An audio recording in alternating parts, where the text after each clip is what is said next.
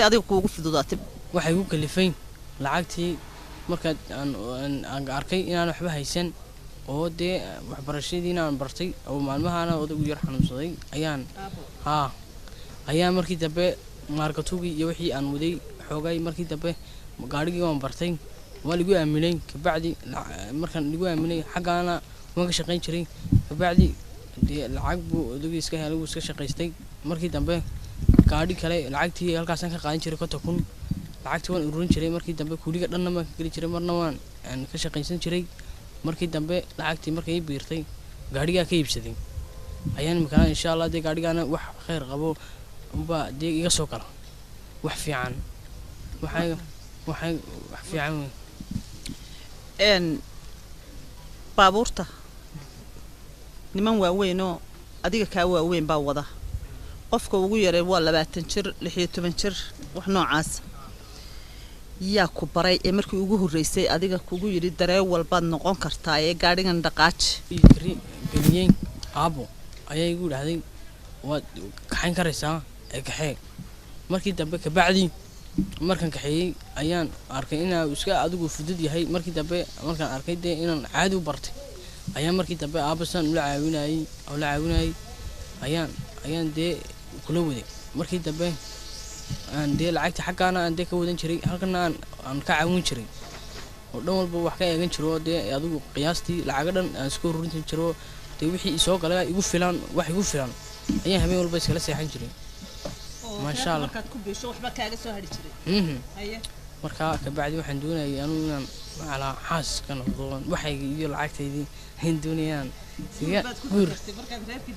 lacagtii reerkii dabaray daawadayaal Abukar wuxuu ii sheegay markii uu gaarigii bartay ee uu reerkii aabihii xanuunsanaya uu dabaray in uu baabuur iibsaday uu isagu iskii u leeyahay kuna shaqaysta hadda isagoo 14 sano jira waxa uu damacsan yahay Abukar inuu sii shaqeeyo da'dan uu imanka marayo ee 14 jirkaana uu guri yeesho oo guursado oo reer noqdo bal Abukar oo nooga warramayaana wuxuu yiri sida tan waxaan igu warramayaa inaan dee lacag markaan arkay igu filan oo dee aan arko wax walba inaan iska haysto oo lacagtidaas igu filan tahay ee dhan xaafadii ay iska biishan tahay wixii ay igu filnaanaan iska haysto kabacdi waxaan isiri dee yararka xaqana waxbaad ka wadan karaysa kabacdi markaan lacagtii aan dee markaa dambe gaarigii adigu markaan isiri dee lacag ugu filan waad haysataa deena iskana guurso yararkaaguna sida dee walaalkaayo kala wala socdaan taa guurka waynu soo noqon doonaa tii darawalnimada maxaa dhibaato ah kala kulmay ileen ina yar baa tahay 14 jir ah traffic ayaa jidadka taagan marka aad ku soo dhaxdhaxto xarumada trafficadu ay taagan tahay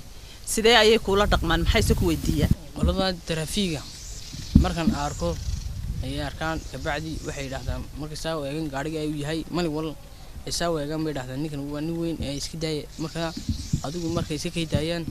saasan ku wadan jiray gaarigii adigu marka dambe gaarigaas markan dee aan hagaajiyaan dhan walba ka eegtay mali walna yahay ayay yiraahdeen dee waa ninka weyn dee iska daay sigaabo gaari liisanaa buu watay waxa aad istaagtaan oo aad leedihiin istaan la idinku soo hageeyo qoladiina baabuurta marka la arko dee Abukar oo yar oo aan la ogeyn gaariga maanwalka inuu wato oo mas'uuliyadiisana aan la aqoonin dee dad baa baqanayo oo soranaya ilmahan yari dee accident buu idin la gali doona maxaad ka dareentaa dadkaas macaamiisha ah ee idinku yimaada xarunta dadka macaamiishaydaas iska farbadinaysa laakiin wixii cid inay garanaysa mooyaane dee aanu cid kale ma qaado dee cidda ku garanayso dee ku foojignaado dee aanu waxaan garanayn isku mooday inaan qaado oo dee qofka mas'uul yahay dee qofka dee wax dhaqan xun wata iyo dee waan iska ilaaliyo habeenkii ka bacdi markay gaaro yani dhaqan xun qof la socdo dee wax walba habeenkii dee xitaa dad macala yar baa ku soo raaci karo aan lacag ku siinayn dad baa jira aan dee iska taafuulaan hadhow toona waxay aad salayn karaysaan ka bacdi habeenkii aanu gaariga markaan arko inuu dee habeen yahay 7 buu iska sii xareeyaa waxay jiraade wax walba lagu saari karaya qiyaastii maalintaad wax arkayso mooyaan dee inta habeenkii habeenka dee isku kaxayno dee habeenkaas dee ka xuno laakiin dadku lacag badan bay ka soo saartaa ma habeenkii laakiin anu lacagta gelna horaba salaada anu waan ku weeraanay waan iska shaqaystaa lacag igu filanna waan helaa yaa maxaad ku samaysaa lacagtaada hesho lacagtan helo meel baan wax ka ritaa inna shidaalka gaadhiga inna dee cuntadayda inna meel baan ku ritaa sanduuq marka intaasay ururaysaa laakiin waxaan ku hamiyeen gaadhi bas caasi amba basaskan waaweyn mid u iibsado hadduu la dhaxdo imika lacagtaydaasi markay biirto in doonimka gawaadhida waa mid inaan iska iibsado ama baska ama bas caasiga waxaad ii sheegtay inaad ku fikirtay inaad guursato 14 sanana waad jirtaa ma gabadhaad arkootay adigu baa jirta oo aad isjeclaateen mise waxaad ku fikirtay inaad guursato sida aad noo sheegtay caruurtaadu ku garab socoto waxa jira wax jacayl laakiin inaan aan isjecelnay ayaa joogta Hargeysa waan iskuna dhowni intaas ama geesley hadduu la dhaxdo iska guursado dee yararkaaguma iska dhax dee inay ka walaalka ahaado dee waxa fiican xitaa mas'uuliyadiisa wada qaadaysaa lacagtiisa waan hayaa wax walba waan hayaa dee xitaa dad baa imika jiro imika dhalinyarta Hargeysa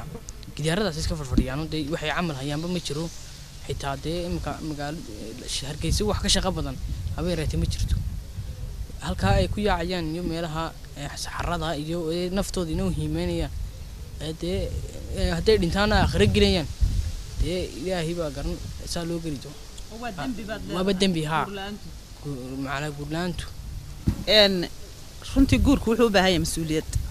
adiguna aad baad u yartahay inkastoo aad maskaxda mas'uul ka tahay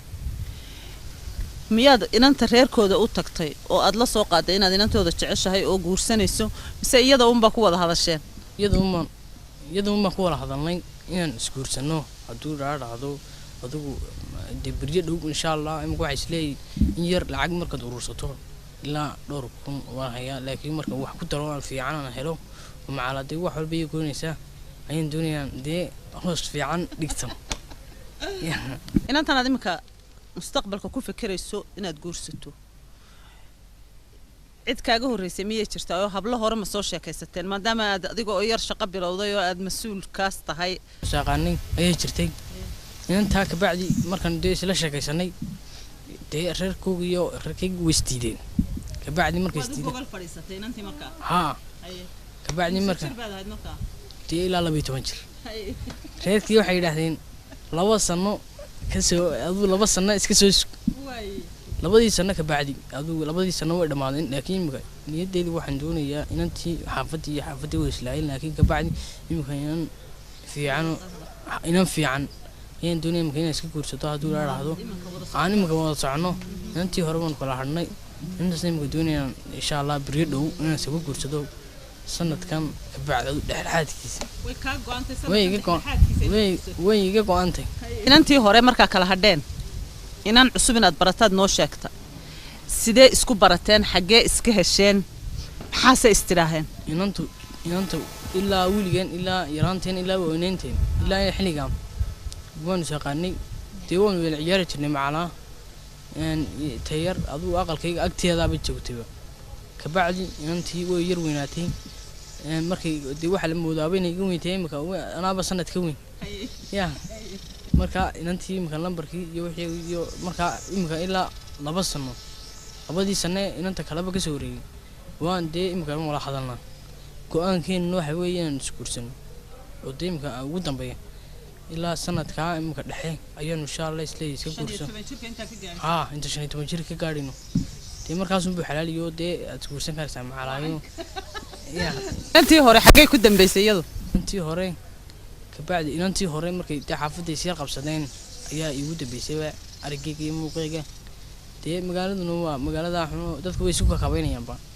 ka bacdi markay dee inta inantii igu dambeysay inantii kalan labadaas sano isbaranay markan guursaday hore maadaama ay sidaa iyadoo yar guur ku fikiraysay markaabay waa tii guursado insha Allah dee waxa way iska barakaysan aan isjeclaydeen oo ilaa caruurnimadeenii inanta horaan ka hadlaya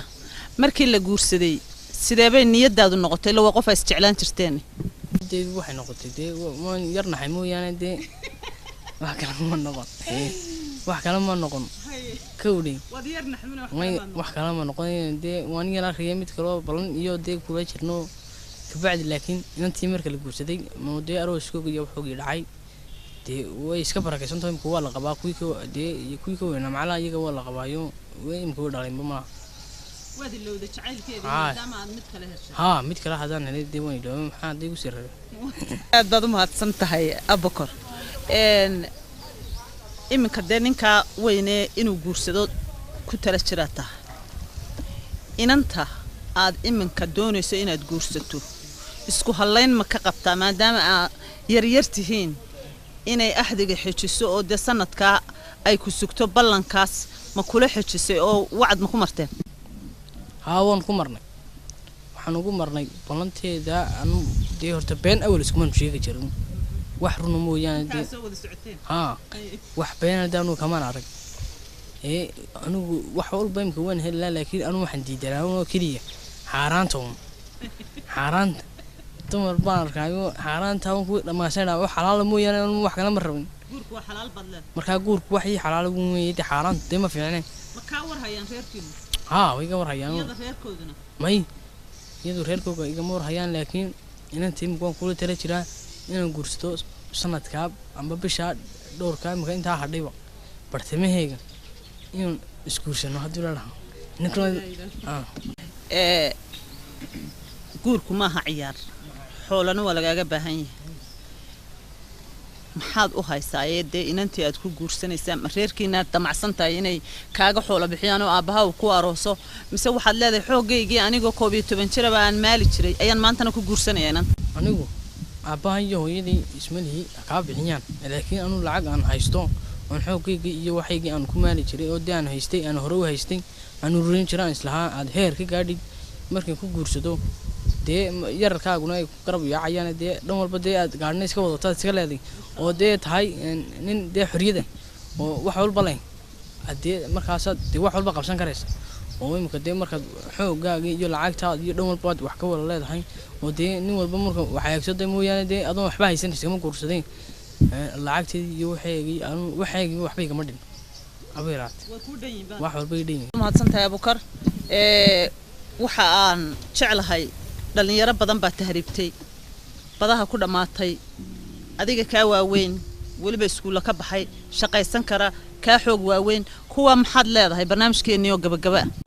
kuwa waxaan leeyahay iyagu shay kolba isleeyihiin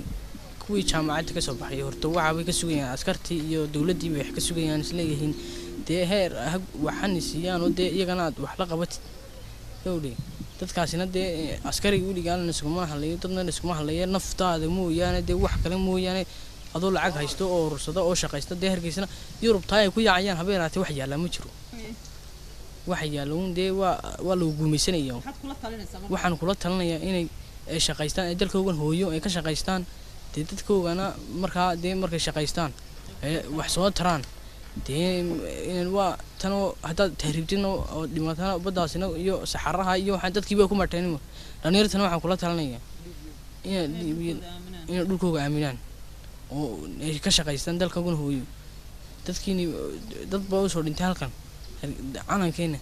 marka in la ilaashado laga shaqaysto mooyaan dalka kale waxba kaama yaalaan